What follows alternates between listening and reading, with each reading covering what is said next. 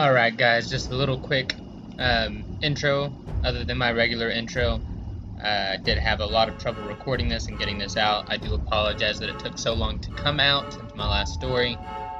I've just been busy with everything. Also, during this recording, my cat Socks was running around, making all kinds of noise. I tried to edit it out as much as I could. I considered re-recording the story, but the story took over an hour, well over an hour to record, and like 3 hours total to edit and get to the point that I want to get it at. So I'm definitely not going to be able to do all that again. I don't have the time. So hopefully that won't interrupt the story too much or bother y'all too much. But anyways, let's just go ahead and get to the story, and I hope y'all enjoy.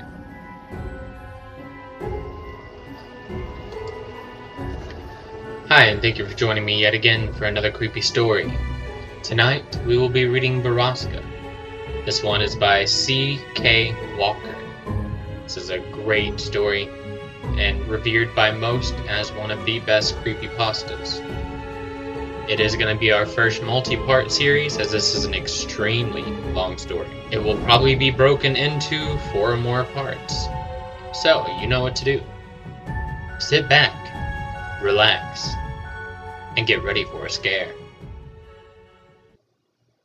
It's a long story, but one you've never heard before. This story is about a place that dwells on the mountain, a place where bad things happen. And you may think you know about the bad things. You may decide you have it all figured out, but you don't. Because the truth is worse than monsters or men.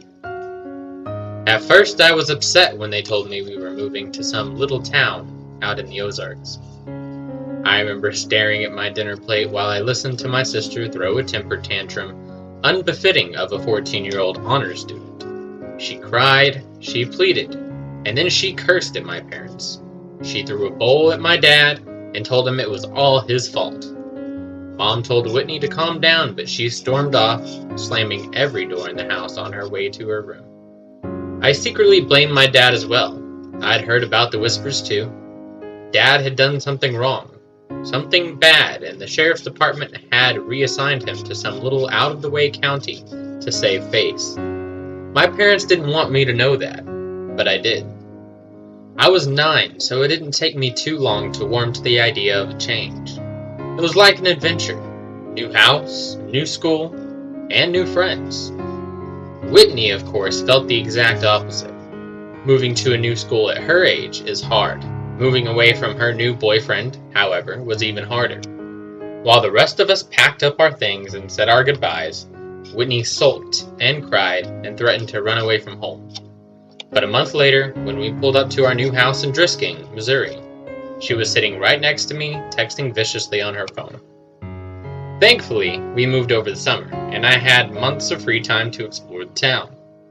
When Dad started his new job at the sheriff's office, Mom drove us around the city, commenting on this and that. The city was much, much smaller than St. Louis, but also a lot nicer. There were no bad areas, and the entire town looked like something you'd see on a postcard. Drisking was built in a mountain valley, surrounded by healthy forest and with walking trails and crystal clear lakes. I was 9, it was the summer, and this was heaven. We'd only been living in Drisking a week or so when our next door neighbors came to introduce themselves. Mr. and Mrs. Landy and their 10-year-old son Kyle.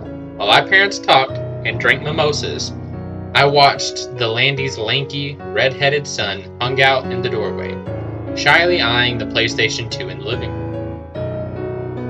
Do you play? I asked. He shrugged. Not really. Do you wanna? I just got Tekken 4. Kyle glanced at his mom, who had just been handed her 3rd mimosa. Yeah, sure. And that afternoon, with the ease and simplicity of our age, Kyle and I became best friends. We spent the cool summer mornings outside exploring the Ozarks and the hot afternoons in my living room playing the PlayStation 2. He introduced me to the only other kid in the neighborhood our age, a skinny, quiet girl named Kimber DeStaro. She was shy, but friendly, and always up for anything.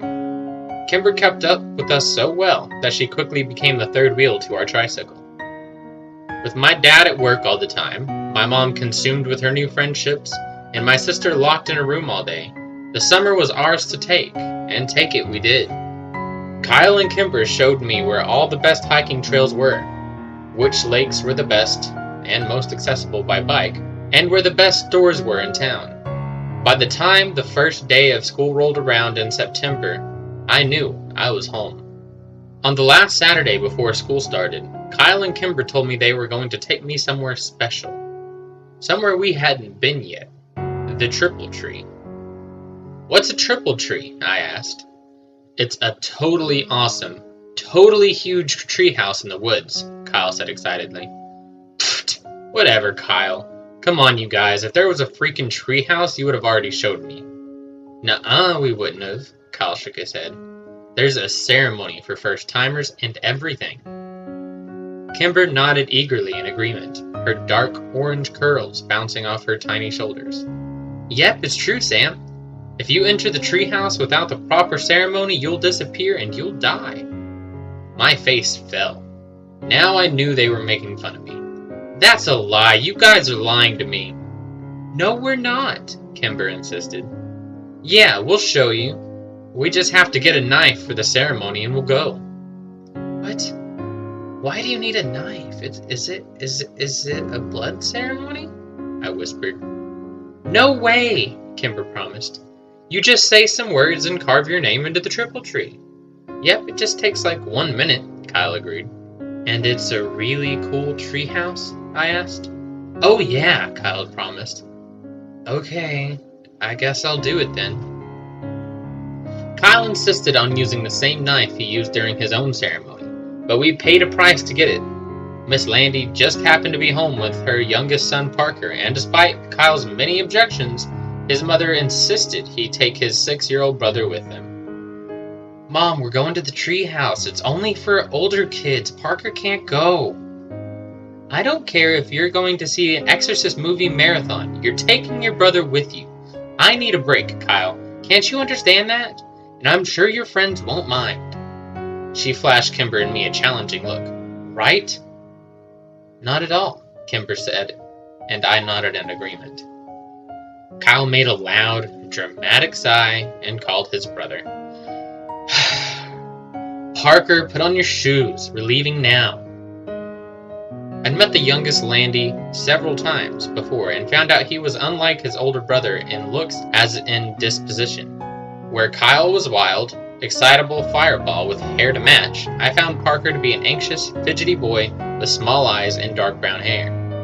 We got on our bikes and made our way to a lesser-known hiking trail a few miles away. I'd asked before where the trail led, and we'd ridden across it several weeks before, and Kyle had given me the underwhelming answer of nowhere interesting. We pulled up to the trailhead and leaned our bikes against the wooden signpost, which read, West Rim Prescott Ord Trail. Why are there so many trails around here named Prescott? I asked. Is this Prescott Mountain or something? Kimber laughed. No, dummy. It's because of the Prescotts. You know, the family that lives in the mansion up on Fairmont? Mr. Prescott and his son Jimmy own like half the businesses in town. More than half, Kyle agreed.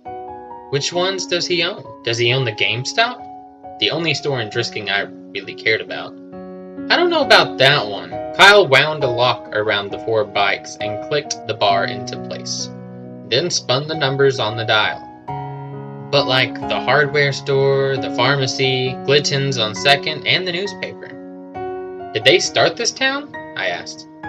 Nah, mining started the town. I want to go home.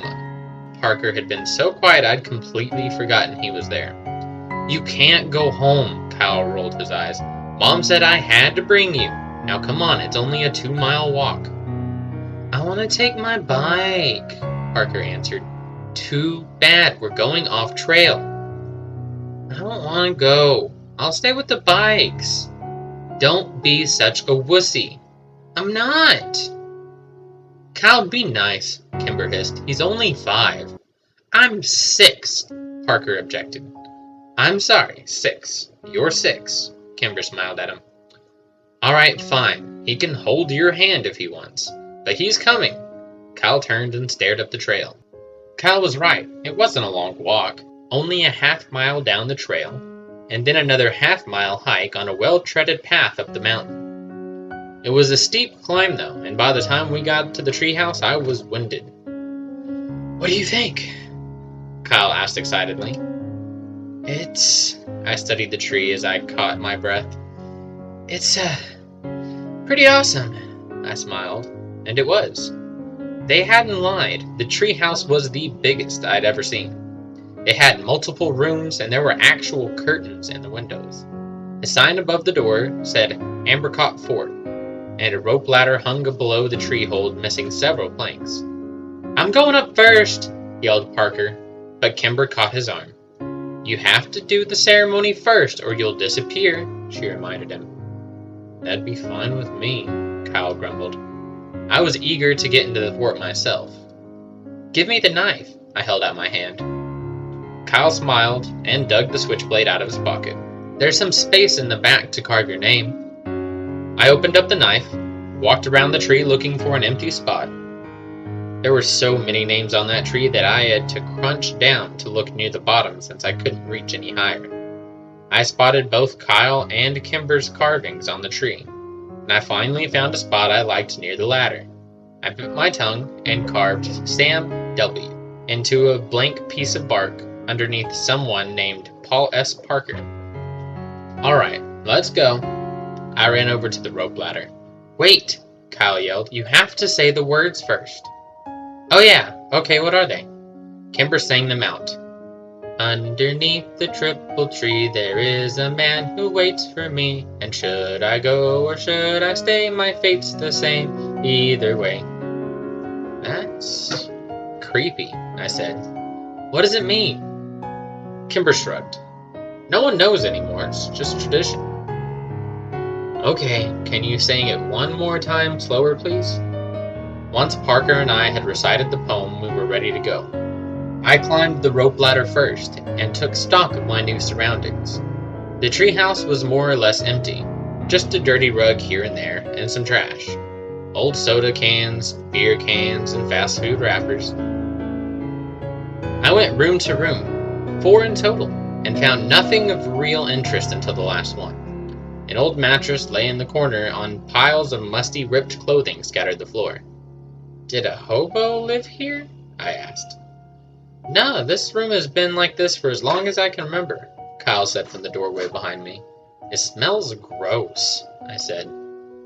Kimber walked up the threshold, but refused to go any further. "It's not the smell that freaks me out, it's that." She pointed up to the ceiling and I raised my eyes to read what was written there. "Road to the gates of hell. Mile marker 1. "What does it mean?" I asked. "It's just older kids being dicks," Kyle said. "Come on, I'll show you the best part of the treehouse." We walked back into the room and Parker looked up at us and smiled, pointing down to what he'd clumsily carved into the wooden floor. "Fart," Kyle read. "That's hilarious, Parker." He rolled his eyes, but his little brother didn't pick up on the sarcasm and smiled proudly. Kimber sat down on the floor next to Parker, and I sat on his other side. Kyle took the knife from his brother and then walked across the room and wedged the blade between 2 planks of wooded wall. He pushed against the board, and the board gave, opening up a small secret compartment in the wall. Kyle took something out and pushed the plank back until it was flush with the others. "Check it out." He turned around and proudly held up 2 cans of Miller Lite beer. "Whoa," I said. "Ew, warm beer? That's gross. How did you even know that was there?" Kimber asked. "Phil Saunders told me." "Are we gonna drink it?" I asked. "Hell yeah, we're gonna drink it." Kyle came and sat down in our circle, popped open the first beer, and offered it to Kimber. She eyed it like he was trying to hand her a dirty diaper. "Come on, Kimmy. Don't call me that," she yelled at him, and then reluctantly took the open beer. She smelled it and made a face, then pinched her nose and took a small swig. Kimber shuddered. "That was even grosser than I imagined." "I don't want any. I'll tell Mom," Parker said quickly as the beer passed in front of him to me. "Good, 'cause you ain't getting any," Kyle promised. And you're not going to tell Mom shit. I put on my best poker face and took a long, deep swallow of the warm beer before I had a chance to smell it. It was a poor decision, and when I retched, the foul yellow liquid went all over my shirt. Oh man, now I'm going to smell like beer. We spent the next hour and a half drinking the 2 cans of Miller Lite, and after a while the taste grew more tolerable. I couldn't tell if I was becoming a man or actually getting drunk. I hoped it was the former. When the last drop of the last beer was consumed, we spent 20 minutes trying to determine if we were drunk. Kyle assured us that he was wasted, while Kimber wasn't sure. I didn't think I was, but I failed all of our own drunk tests. Kimber was in the middle of reciting the alphabet backwards when a loud metallic grinding suddenly pierced the calm mountain air like a gunshot.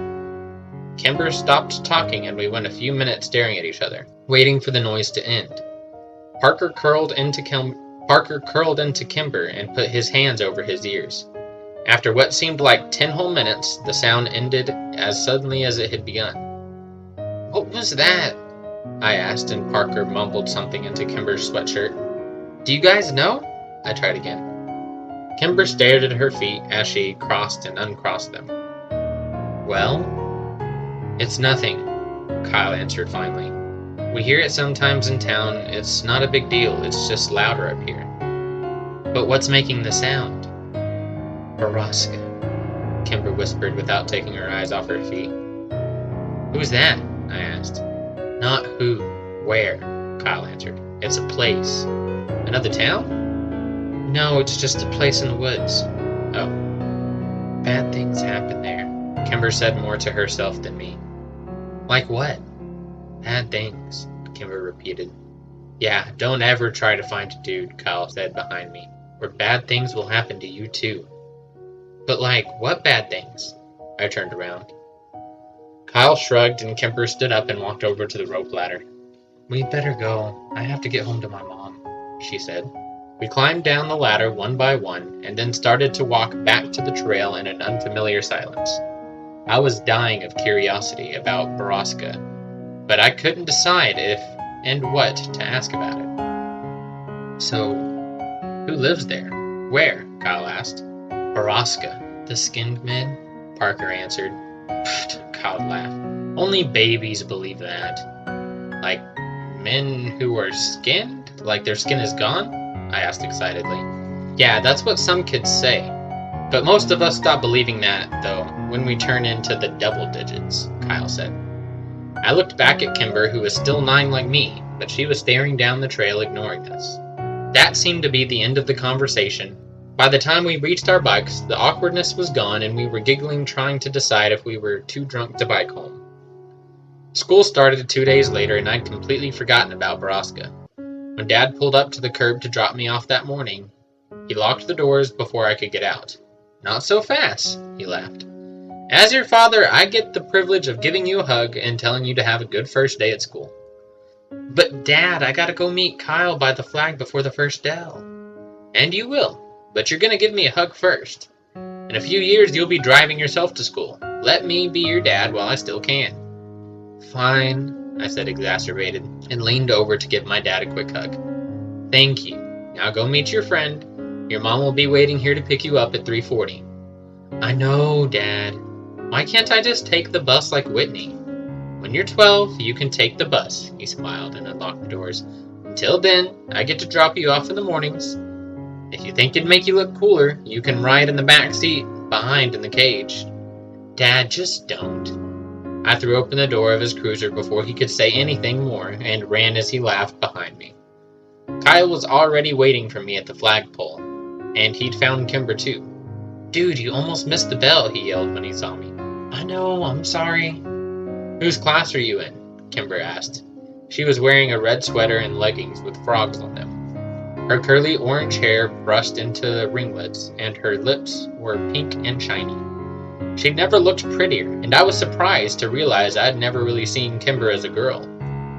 Mr. Diamond's." "Me too," she said cheerfully. "Lucky," Kyle scoffed. "I'm in Miss Taverty's. The only 2 4th-grade teachers, and I get the crappy one." Kimber grimaced. "Yeah, my mom had her when she was a kid." What's wrong with her? What'd she say?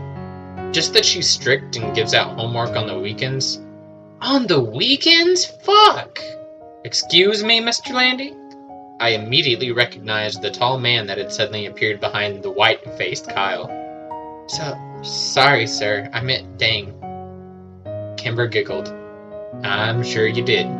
He nodded. Hi, Sheriff Clary. Even though I'd only met him a few times, I liked my dad's boss and he liked me. Well, hello, Sammy. Are you excited for your first day? Sheriff Clary crossed his arms in front of him and widened his stance imposingly, but gave me a wide smile. Yes, sir, I said, and then added lamely, what are you doing here? I'm giving a presentation to 5th and 6th graders about safety when walking to and from school. He gives it every year, Kyle muttered. Cool, I smiled.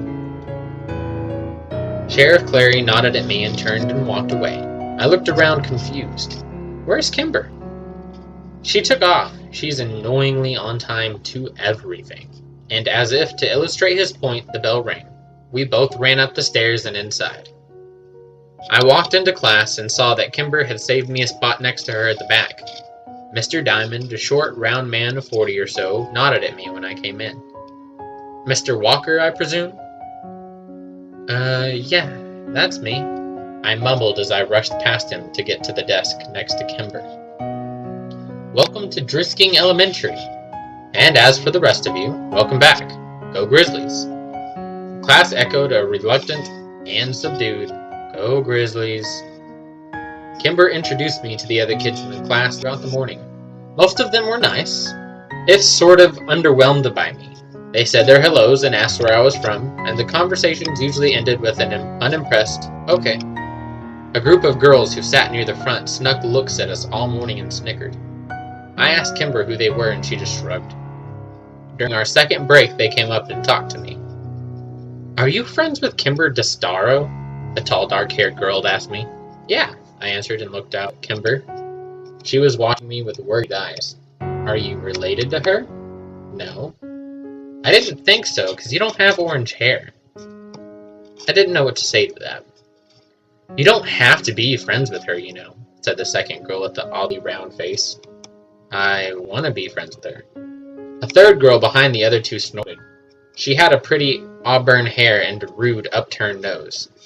Well, if you do, you're gonna be in, like, the ugly kid group, the first girl warned. And once you're in that group, you can't leave it, ever.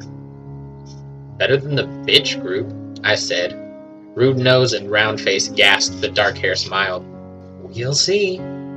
She stared and the three returned to the corner of the room. I sat back down next to Kimber, feeling like a badass. It was the first time I'd ever used a swear word in front of anybody other than Kyle. What'd they say to you? Asked Kimber nervously. They said that you're too pretty to be near them and that you make them look gross, so you have to stay away from them. Liar, Kimber answered, but I could tell she was smiling. We met Kyle in the cafeteria at lunch, and he had nothing but bad things to say about Ismael. Miss Taverdes was old and mean, and she made everybody come up and say something about themselves, even though the class only had 14 kids and they all knew each other. When the bell rang for recess, I went to throw my lunch away with Kyle, and I bumped into a kid I hadn't seen before. Hey, are you Sam Walker? The kid asked. Yeah. Oh, your sister is dating my brother. Oh man, Kyle laughed. Your sister is dating Whittaker? Shut up, Kyle, the kid grumbled. She's gonna be Whitney Whittaker. As funny as it was, I couldn't help but be a little surprised.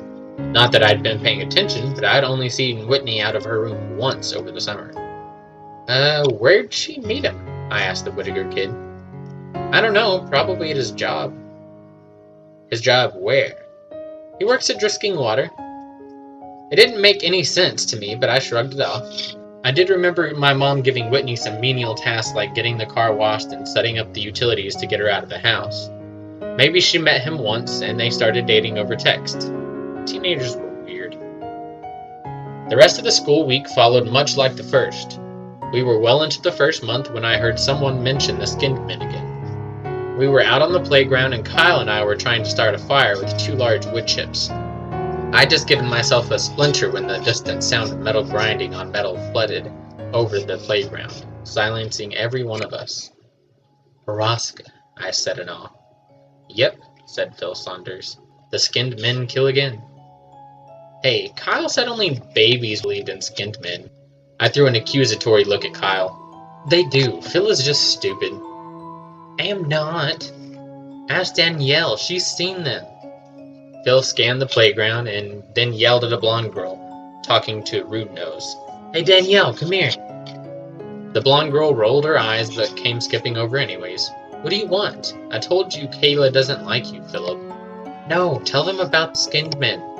Phil gestured to the air around us, which was filled with metallic scraping coming down the mountain. You tell them. No, you saw them, so you tell them. I didn't see them. Paige saw them. Oh, Phil said, and an uncomfortable silence descended. You guys are weird, Daniel said before flipping her hair in our faces and leaving.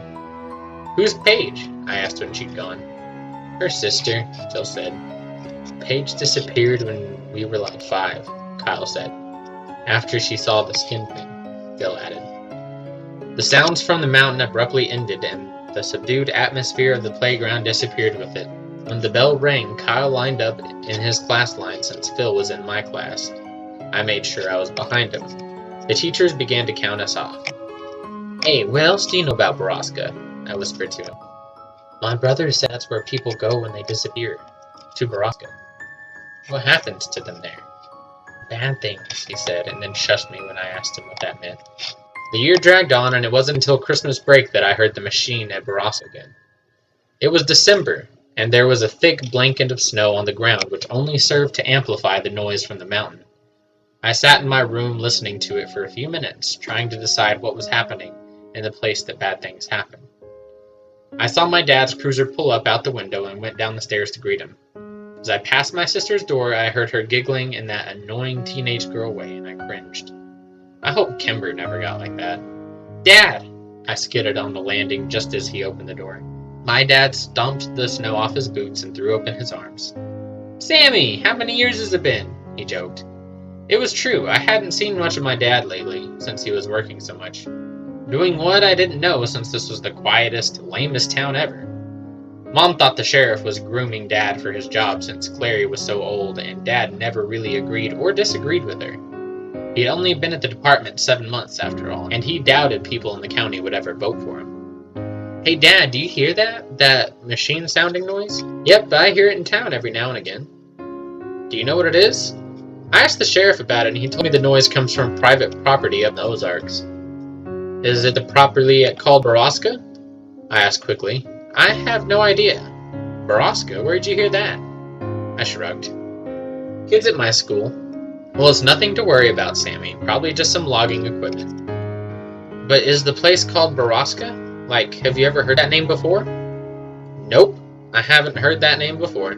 Dad pulled off his boots and shrugged off his coat, looking toward the kitchen. I could tell I was losing him. Have you ever heard of skinned men? Skinned men? Good God, Sam, is your sister telling you these stories? No, but he wasn't listening to me anymore. Whitney! He yelled up the stair. No, Dad, Whitney doesn't even talk to me, I repeated. I heard a door creak open upstairs and Whitney peered over the railing, phone in hand, with an annoyed look on her face. Are you trying to scare your brother? Dad demanded. Dad, no, I said again. Whitney shot me a betrayed look. Ugh, seriously? As if I'd waste my time. You aren't telling him stories about skinned men? No, Dad. I told you I heard it at school, I said. Whitney gestured to me as if to say, see? Alright, well you kids need to start getting along. Your family, for Christ's sakes. Whitney rolled her eyes, and then when Dad walked into the kitchen, she stuck her tongue out at me. Real mature, Whitney, I yelled up at her, but she was already gone. I'll tell Dad about your boyfriend. Christmas came and went with surprising smoothness at our house. Whitney and I got everything we had on our lists, which was a first for us. The town may be smaller, but Dad's paychecks were clearly better. I wore my new Rams parka on the first day of school after Christmas break. Kyle fawned over it, and Kimber showed off the pretty blue pearl necklace her mom had gotten her for Christmas. Kyle and I feigned interest, but did it poorly. Kimber knew, but just seemed happy we cared enough to fake it. As we said goodbye to Kyle for the morning, Kimber was suddenly slammed from the side. Kyle caught her before she fell, and I spun around so angrily to see the dark-haired girl. whose name I'd learned was Phoebe Dranger, laughing and walking away from us with the round-faced girl. "You're bad people who make poor life choices," Kyle yelled at them. "When I'm your boss someday, I'll make you clean bathrooms." "Yeah, and if Kyle's your boss, you know you messed up," I added. Kyle and I high-fived and turned to Kimber, but she wasn't sharing in our victory. She was trying to hide the tears on her face. "Don't sweat those girls, Kimber. Nobody likes them. People are just nice to them because they're related to the Prescotts." Kyle tried to give her an awkward pat on the back, but Kimber turned away from him and ran in the opposite direction. "I hate those girls. Like, I really hate them," I said. "I know, they're bitches," Kyle answered, mouthing the last words as he looked over his shoulder for any lurking adults. "Well, I'd better get to class and make sure they don't try to talk to her again. There's an assembly this morning, no class until after lunch." "Seriously? That's awesome. What's the assembly for?" I asked. "It's either DARE or the History Society presentation." "What's DARE?" "You know, dare, as in don't you dare do drugs or you'll get grounded until you're dead." "Oh, I hope it's the history thing then." We found Kimber already in the auditorium. She had collected herself and had saved us both seats in the back of the room. She waved us over just as the puffy, stern Miss Taverty walked onto the stage. "Hello, 4th grade students. This morning we have a special presentation for you by the Historic Preservation Society of Drisking. If you have any questions during the course of the lecture, please raise your hand." "Like that'll happen," Kyle laughed. "Now I'd like to introduce you to Mr. Wyatt Dowding, Miss Catherine Scannion, and of course, Mr. James Prescott." "What? Jimmy Prescott and not his dad? That's so weird," Kimber whispered. "Dude, Thomas Prescott has done this presentation every year for like 20 years. Kyle said, "It's definitely weird." "It's not weird," whispered Mike Sutton from behind us. He leaned forward. "Tom Prescott went crazy like a year ago. He didn't do the presentation last year when my sister was here either." "I don't like Jimmy Prescott," Kimber shook her head. "He gives me the heebie-jeebies. His dad was so much nicer. He's like a grandpa." The presentation was slow and boring. Mr. Dowding and Miss Scannion talked about the first settlers here, the Cherokee Indians, and the Trail of Tears. They talked about Alexander Drisking's discovery of a motherlode of ore in the mountains and settling here with his family to mine and refine the iron. Then James Prescott took the stage from there to tell a story of his family's early journey to the town and their role in the revitalization of Drisking itself in the late 50s. The last part was the most interesting of it all, and I found Jimmy Prescott to be infallibly charismatic and entertaining. I was so busy laughing at his jokes and hanging on every word. By the end of the presentation, I realized I'd actually learned quite a bit. So much so that I was interested enough to ask a question, which Kyle warned was committing social suicide. Mr. Prescott scanned the room and answered a few other questions before he finally got to me at the back. Yes, you in the back." Mr. Prescott, why did the mines close? Like, what happened?" I asked. "Very good question, young man. What did you say your name was?" Sam Walker? "Ah, I believe I met your father the other day at the sheriff's office. Welcome to Drisking. As for your question, most of the mines were closed in 1951 after a long period of unprofitability. The mountains had simply run out of iron ore, the mills and refineries were abandoned, and the town suffered for years. The miners and their families moved away, stores went out of business, schools closed, and Drisking became a ghost town. That would have been the end of it if it weren't for stubborn families like mine who refused to leave. We refused to give up the town, and after many, many years of hard work, Drisking became the picturesque little haven in the Ozarks that it is today. I hope that answers your question." I sat back down and Kyle shook his head at me. "Bro." The assembly suffered through another 15 minutes of awkward Q&As until Mr. Birdie finally cut us loose. We were released into the cafeteria to wait for the lunch lines to open. Kyle and Kimber and I sat in our usual corner. "That was so boring," Kyle whined. "When are they gonna figure out that no one cares about Drisking's history?" Seriously, I fell asleep like 3 times. Kimber nudged me. "Sam seemed to care," she teased. "I just wanted to know about the mines. Mines are creepy, that's all." "Yeah, but all our mines were blown up. You can't even go in them anymore." "Blown up?" I asked. Kimber nodded. Some kids died after going into the mines, so the city set off some controlled blast to implode the caverns. At least that's what my mom said. They messed up though, and I heard they blew up the water table or poisoned it or something. Wait, how do you know that? Kyle asked. Kimber shrugged. I heard my dad talking about it. Did they use C4 or something? I guess. So, like, we all drink the water, so we all have C4 in our bodies and we could explode at any minute? Kyle said excitedly. Do you think that's what happened to all the Misking people? I asked him. Just sitting there and one day, boom! Yeah, dude. Kyle grabbed my shoulders. And that's where the skinned men come from. I made the international symbol of mind blown as we laughed hysterically. You guys are dumb, Kimber rolled her eyes, but she laughed when Kyle fell on the floor pretending he was exploding. I remember thinking in that moment that I was happy, here in Erskine, Missouri, with these two people, happier than I'd ever been anywhere else. It was the last truly happy moment I ever had. Less than an hour later, Mr. Diamond's phone rang and he exchanged a few quiet words with the person on the other end. His eyes flicking to and from my desk. It was hard to be surprised then when he hung up and asked me to come to the front. When I got there, he told me my mom was waiting for me in the office and I was going home for the day. I traded a confused and worried look with Kimber, then packed up my backpack and went to the office. When I got there, my mom was crying. We drove home in strained silence. I was too afraid to ask what was wrong. Mom parked the car a block away from our house, which was blocked in by several police cars. When an explanation didn't come, I broke the silence myself. Is it Dad? I asked quietly, holding back tears. No, honey, Dad is fine, she whispered. Then what happened? Whitney never made it to school this morning. Her voice broke over my sister's name. Oh no, Mom, I think she ditched, I said quickly. I saw her leave this morning and it was really early, like 6, and then she was with her friends, Pete Whittaker and Kid Taylor.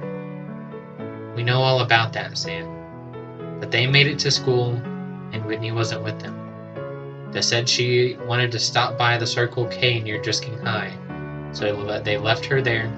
No one has seen her since. Well, my brain struggled to come up with an explanation. Maybe she's ditching. No, honey. My mom put the car back in drive and drove up to our house, parking behind a police cruiser. The police, as well as your father, think that Whitney is with Jay. But she has a new boyfriend here. We found all of her books on the floor and half of her clothes gone, along with some cash of your dad's. But right now we think that she hitched a ride to St. Louis and that she's with Jay. The sheriff's office is trying to contact the boy's parents right now. Whitney? Run away? Anyone who knew my sister knew she was prone to dramatics and empty threats. Plus, she was dating Chris Whittaker's older brother, Pete. I was sure of it. We walked up the steps and into the house filled with stale coffee and quiet murmurs. I tried to remember if Whitney herself had ever actually confirmed she was dating Pete, but I drew a blank. When he walked into the kitchen, I saw my father sitting at the table, staring at phone records, head in hand. He looked up when I came home into the room and gave me a weak smile. Hey, buddy. Dad, I have to tell you something. I felt a heavy hand on my shoulder and turned to look up at the solemn Sheriff Clary. Everything and anything you might know, son, no matter how trivial you think it is. I nodded and sat down at the table with my dad as my mom handed the big man a cup of coffee. Here you go, Sheriff, she said weakly. Please, Miss Walker, call me Killian. My mother nodded and retreated back into the darkened corner to quietly talk with Sheriff Clary's wife, Grace. What do you know, Sam? My dad asked as he rested his chin on his hands to mock a symbol of prayer, as though I may deliver him from his suffering. Well, I heard Whitney had a boyfriend, that guy Pete Whittaker that she had been hanging out with. And I saw them and Taylor Dranger leave. What time did they leave? Asked the sheriff. I don't know, like before 6? He nodded. That matches the statements of Taylor Dranger and the Whittaker boy. My father's head sunk lower into his hands, and I knew I'd let him down. But, I rushed, I don't think she went back to St. Louis because she was dating Pete, and I don't think she wanted to be with her boyfriend back home anymore. I understand that, son, but a teenage girl's mind is a complicated thing. My officers are trying to get a hold of the boyfriend family back in St. Louis. Clary nodded to my father. Now why don't you head up to your room and let us work, Samuel? I looked at him in surprise. What? No, I want to stay down here. I can help. No, son. There's nothing more you can do here. You've been a good brother. Now let us handle this. But I can help. You already have. Dad!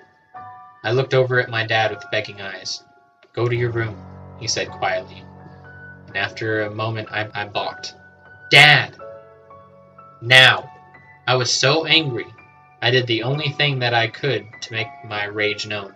I stomped upstairs, slammed the door, and then sat on my bed in disbelief. The tears came then, and I lay there feeling helpless, worthless, and scared for my sister. I thought about all the places Whitney could be. Was she scared? Was she alone? Was she dead? When the sun began to set, I finally got out of bed and went to check my email. I was expecting lots of messages from Kimber and Kyle, but there was only one. Did she go to the treehouse? I sat at the computer screen for almost a minute. Kimber's words from last fall echoed in my head. If you enter the treehouse without the proper ceremony, you'll disappear and then you'll die. I didn't buy that Whitney had gone to Circle K that morning, and I especially didn't believe that she'd hitchhiked out of town. Nothing they were saying downstairs made any sense, but maybe this did. Maybe she and her boyfriend went to the treehouse to make out or something. Maybe he'd left her there. Maybe she'd gotten lost. Maybe the skinmen had found her. That was the worst thought of all. I didn't need to sneak out, because the police were too busy with my parents to care about me anyways. I snuck my bike out to the garage and rode 3 miles into the West Rim Prescott Ward Trail. When I got there, I saw 2 bikes already locked to the signpost and my 2 best friends sitting in the snow next to them. I knew you'd come, Kyle said when I pulled my bike up and Kimber ran to hug me. I'm so sorry, Sam. There was really nothing for me to say that they didn't push. Kimber took my arm and we started up the trail. The silence between us was stretched, but comfortable. We trudged through the snow, and all the while I searched for the telltale footprints of others, but the snow was coming too fast. The hike up the mountain was harder and wetter than when we'd come up in the fall, and when Ambercott Fort finally came into view over the ridge, it was a welcoming sight. The sun was getting low, and we hadn't brought flashlights. I fell as I ran up to the tree, calling my sister's name to the quiet wild. Kyle was right behind me and leapt impressively onto the rope, climbing quickly and over the planks. I kept calling Whitney's name, waiting for Kyle to yell that he'd found her, or that there was at least some sign of her. And when I heard Kimber quietly say my name from where she stood at the triple tree, I already knew it was there. When I found it, freshly carved near the top, Whitney W. My breath froze in my chest, and my vision blurred with unwelcome tears. And, as the sun took its last, desperate breath before plunging into the deep of the horizon, a deafening, metallic whirl sang out from the wilderness and spilled down the mountainside. Alright, that was a pretty long story. Again, that was Borrasca by C.K. Walker. Now, I really hope y'all enjoyed that story, and let me know in the comments if you want me to read the second one, which I probably will anyways, because, no one comments. That was only the first part, though, and I'll be reading the second here shortly. I'll try to get these out of the way as quickly as possible so y'all can get to the ending of this interesting story. Trust me, you won't expect what's to come. Just don't spoil it for yourself and look it up too soon. Anyways, I hope you enjoyed the story. And I hope you have a little trouble sleeping tonight, and I hope you'll join me next time for the second part of Borrasca.